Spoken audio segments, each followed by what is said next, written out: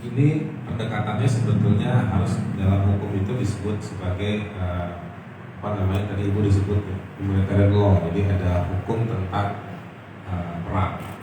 Humanitarian law itu sebetulnya cita-citanya pada satu abad lebih dulu, tahun 18 di akhir 18-an, itu sebenarnya ingin memanusiawikan perang,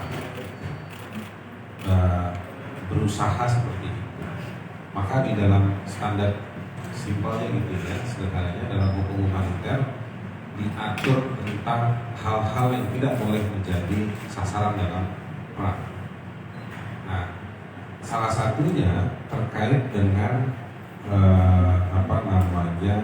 infrastruktur dan tenaga medis itu harus dilindungi, termasuk juga warga sipil. Yang kita lihat dalam 5 atau 6 hari ini udah 8 attack. Ini serangan yang membabi buta. Nah, yang menarik, saya ingin masuk ke satu kontroversi yang lagi ramai. Sekarang terbelah di dunia, seolah-olah ada yang simpati pada Israel, ada serangan dari Hamas, lalu ada yang simpati pada Palestina. Menurut saya silakan, tapi menurut saya itu kehilangan konteks historisnya. Historisitas artinya konteks yang sudah berlangsung dari 19 Al-Haq. Kita kalau yang terjadi hak asasi manusia sering berkoresponden dengan teman-teman dari Al-Haq, satu organisasi hak asasi yang advokasi di basis Palestina. Al-Haq juga dituduh sebagai teroris, padahal narasinya kerjanya advokasi hak asasi manusia. Jadi memang ada narasi yang ingin mengembangkan bahwa kelompok dari Palestina itu adalah kelompok kekerasan. Dan yang sudah firm hari ini kan, kalau pakai standar politik dari Eropa dan Amerika Utara, itu Hamas dibilang sebagai kelompok teroris. Mungkin banyak dari kita memang tidak setuju penggunaan kekerasan, tapi saya ingin mengatakan konteksnya adalah konteks ini menurut saya adalah sudah kolonialisasi, apartheid, masuk dalam kategori genocide dan berbagai macam bentuk pelanggaran hak asasi lain.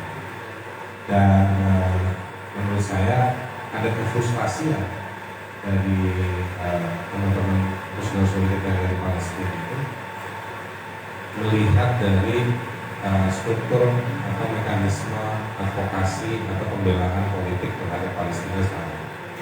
Jadi bukan saya ingin membangun satu rasionalisasi terhadap Hamas, tapi maksud saya fakta sosial dan fakta politik seperti organisasi seperti Hamas itu ada.